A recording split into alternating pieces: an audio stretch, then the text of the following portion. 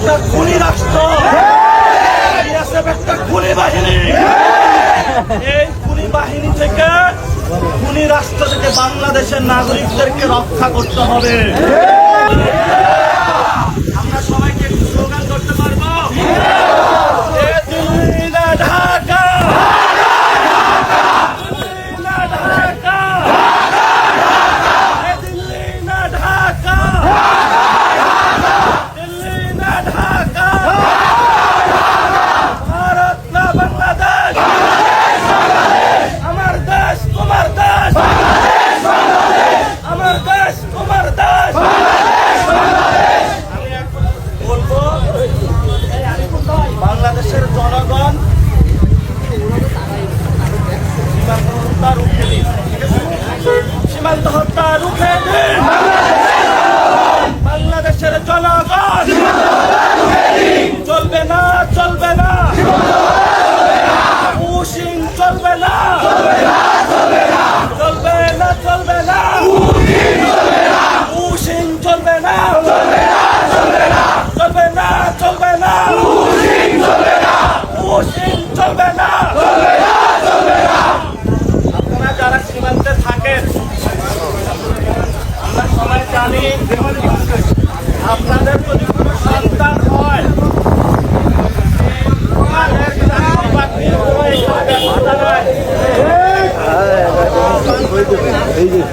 এখানে ব্যবস্থা নাই।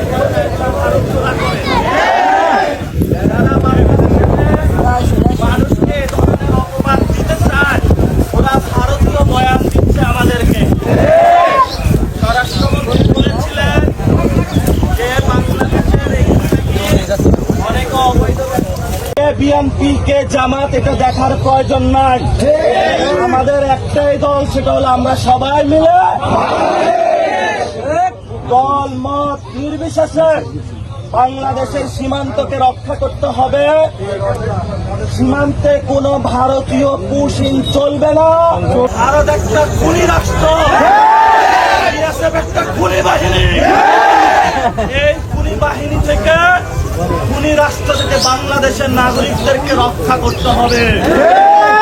এই জন্য আমাদের বাংলাদেশের যারা সেনাবাহিনী রয়েছে, বিজিবি রয়েছে, ভালো পুলিশ অফিসার যারা রয়েছে, কোন বাংলাদেশি নাগরিক যদি কেউ অপরাধ করেও থাকে, তাকে খুন বা হত্যা করার কোন আন্তর্জাতিক কোন আইনের মধ্যে পড়ে না। গ্রেফতার করা হবে, পুলিশে দেওয়া হবে, থানায় যাবে, বিচারালয়ে যাবে, সে কি অপরাধী নাকি নিরপরাধী তারপরে হলে তার বিচার হবে।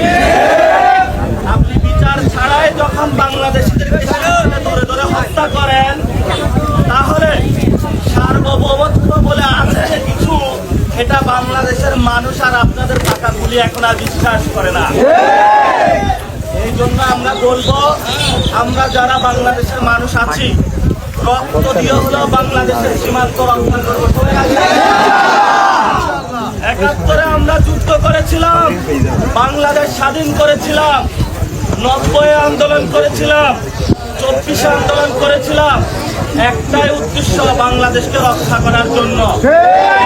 সীমান্ত আপনারা যারা আছেন, আমাদের কোনো দল নাই এখানে, কে এনসিপি, কে বিএনপি, কে জামাত এটা দেখার প্রয়োজন নাই। আমাদের একটাই দল, সেটা হলো আমরা সবাই মিলে